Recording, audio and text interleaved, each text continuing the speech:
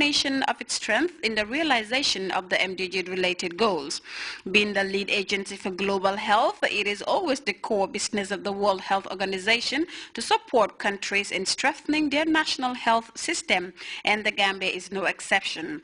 The statement, "Together we must and we can move the national health development agenda forward," is a testimony to the WHO commitment to global health. Reporting for Grts News, I am Fatou Janembai.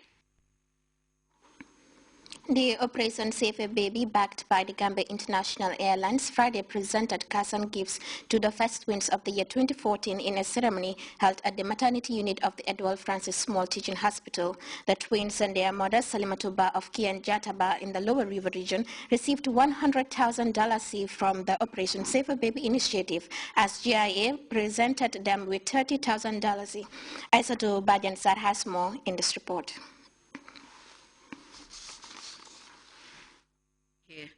All of them girls. The two are born to one Salimata Ba of Kiangjataba, weighing 3.1 kilograms and 3.2 kilograms respectively. Interestingly, one of the twins was born at Sinted Health Center, while the other was born at the Edward Francis Small Teaching Hospital. As with the first baby and first baby boy and girl of the year, the first lucky twins were also presented with their own gifts, as they received $100,000 as their share from the $310,000 donated by President Jammeh. The sum are to be put in a trust fund account only to be utilized when they reach school-going age. Mr. Tombong Seidi, the chairman of the Operation Save a Baby initiative, once again used the opportunity to appeal to Gambians and other well-wishers to come forward in helping the operation in its pledge to raise $10 million for the hospital by contributing only $10. I just want to reiterate my appeal that we are going to raise $10 million this year for Operation Save a Baby for all the maternity wards, from Banjul to Koina. To help make the maternity ward one of the best in Africa. So we are once again appealing to everybody who will be coming to your offices and knocking on your doors. We want every Gambian to contribute $10. $10. Every Gambian to contribute $10, from the school children to the oldest. So we'll come and write to all the alcalos and the chiefs and heads of departments and head of companies. Again, it's only $10. I think every Gambian can donate $10. Like we say, you never know. The baby you save might be your own. The move, spearheaded by the Operation Save a Baby, is meant to give these babies a decent upbringing.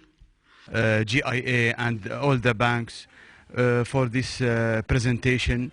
I think all of us must learn from His Excellency the President how we can do this good job, how we can do this charity and volunteer job. Gambia today must to be proud because of Gambia has a wonderful sons who spend a lot of money for the patient and for everybody. Thank you, Your Excellency, the President. The Gambia International Airlines, who always sponsor the first twins of the year, were also at hand to present the twins with a cash amount of $30,000, which they are to take home. GIA, according to Lamin Cham, is pleased to be associated with the Operation Save a Baby initiative. I wish to state that GIA is always passionate about fulfilling our corporate social responsibility. This initiative, as we all know, came from Her Excellency, the First Lady of the Gambia. And as a result, GIA is always willing and glad to be associated with the Operation Save the Baby. And on behalf of the Board of Directors, management and staff of the company, I wish to assure Her Excellency the First Lady and the Executive Committee of the Operation Save the Baby that GIA will always be there to answer to their call. Salimatu Ba, the happy mother of the lucky twin, thanked the Operation Save a Baby and the GIA for providing them with such gifts, saying though she had some complications during delivery, the gifts served as a consolation. The first twins were also presented with gifts by the hospital and from a hospital staff, Fatou Nyabali. These twins, like the first babies presented with gifts on New Year's, are indeed lucky to have received such a solid foundation, and it is hoped that their parents will take advantage of this development for their benefit. Aissatou Badiane Sarr, Grts. Officials of the Gambia government, the Supreme Islamic Council and other partners today gather at the Gambia Ports Authority grounds to receive what has now become an annual shipment of meat courtesy of the government of Saudi Arabia to Muslims in the country. Family Kanye has more on that. Delivery of containers loaded with meat each year thanks to the Kingdom of Saudi Arabia. Speaking at the presentation ceremony, the President of the Supreme Islamic Council, Al-Haji Lamin Toure, acknowledged that the Saudi government has been very supportive of the country. Imam Toure saluted the leadership of this country for creating the enabling environment for such interventions. He assured the visiting officials that they will supply the meat to the needy and poor in all regions. The Permanent Secretary, Ministry of Foreign Affairs, thanked the Office of the President and the Saudi government for the gesture whilst recognizing the cordial ties between Banjul and Riyadh.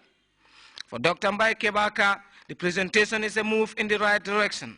So on behalf of the Imam Ratib and his own behalf and the entire Muslim of the Gambia, he is thanking the Kingdom of Saudi Arabia through the government of the Gambia. And also he advised those who are sending this meat to make sure that the meat reach to the needy because they are the targeted people.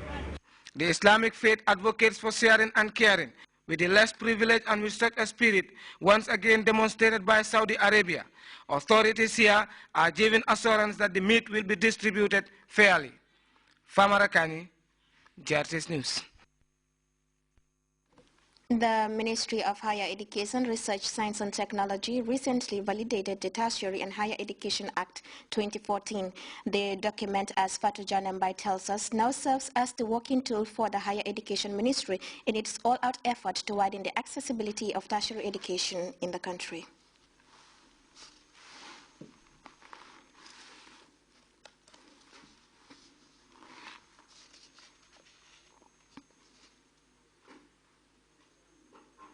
University of the Gambia. The over 40-page document will now be the working document for the Ministry of Higher Education for the next 10 years as it endeavors to reform tertiary and higher education and training for a knowledge-based society and the Gambia's enhanced competitiveness in the global economy. The objective of the policy is to address the challenges of the tertiary and higher education sector. This is a sector that is growing over the years, and there is need to have structures in place to better address the challenges ahead, particularly the increase of demand, and as well as the number of institutions coming up, especially in the private sector. In the past year or so, we've seen a lot of demand from private institutions aiming to be established in the country. The 10-year policy guide provides a framework to reform the tertiary and higher education sector, specifying a range of thematic areas. These thematic areas include access and equity, quality and relevance, research and development, technology and innovation, and sector management, and they seek to complement the last section of the policy, which focuses on sustainability and funding mechanism. Main thematic areas encapsulated in the document include access and equity, quality and relevance, research and development, science, technology and innovation, and also sector management. So these are the main thematic areas of the policy. These thematic areas to be critically looked at in the coming years for the realization of the policy objectives aimed at promoting excellence, growth, whilst maintaining international competitiveness. Success in these areas will all go well with the Ministry's vision and mission. Strides to establish a tertiary and higher education system of repute, as well as institutions and centers of excellence that would produce well-educated and skilled citizens with the requisite competences to lead fulfilled lives and compete nationally and globally. If you look at the areas mentioned, for instance, access and equity, Currently, the sector is facing a lot of demand, is under pressure, given the